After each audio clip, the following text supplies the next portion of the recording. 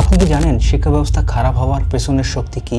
কেনই বা সরকারের পরে সরকার আসলেও কিংবা নির্বাচনের পরে নির্বাচন হলেও আমাদের শিক্ষা ব্যবস্থা মাথা উঁচু করে দাঁড়াতে পারে না? কি এমন সেই শক্তি যে শক্তির কারণে আমাদের শিক্ষা ব্যবস্থার করুণ এই পরিণতি? কি বুকে হাত রেখে বলতে পারি আমরা এখনো পূর্ণাঙ্গভাবে বাক স্বাধীনতা পেয়েছি?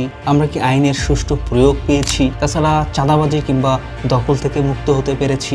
বা উল্লেখযোগ্যভাবে শিক্ষা দীক্ষারও কোনোরূপ উন্নতি সাধন হয়েছে? না, আপনি পারবেন না। উল্টো আমরা পেয়েছি মববাজি, চাঁদাবাজি, অগ্নিসংযোগ, লুটপাট এবং খুন, হত্যা এবং ধর্ষণের মতো এমন সব নিন্দনীয় কাজ।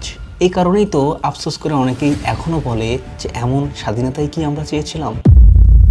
আমরা জানি একটি দেশের শান্তি, নিরাপত্তা সবকিছুই নির্ভর করে সেই দেশের রাজনৈতিক কাঠামোর উপরে কিংবা রাজনৈতিক অবস্থার উপরে। রাজনৈতিকভাবে যে দেশ যত বেশি শক্তিশালী হয় সেই দেশ তত বেশি সব দিক দিয়ে কিন্তু উন্নত হয় এবং এটাই স্বাভাবিক। কিন্তু মুশকিলটা হলো, অত্যন্ত দুঃখের সাথে বলতে হয়, আমাদের বাংলাদেশের রাজনৈতিক অবস্থা এতটাই ভয়াবহ যে সরাসরি এর প্রভাব আমাদের মেরুদণ্ডের উপরে পড়ে, অর্থাৎ আমাদের শিক্ষা ব্যবস্থার উপরেই পড়ে। একটা দেশের শিক্ষা ব্যবস্থার মূল ভিত্তি হচ্ছে প্রাথমিক শিক্ষা ব্যবস্থা, কিন্তু আবারও অত্যন্ত দুঃখের সাথে বলতে হয় আমাদের রাজনীতির কালো ছায়া প্রথমেই এই প্রাথমিক শিক্ষা ব্যবস্থার উপরেই পড়ে।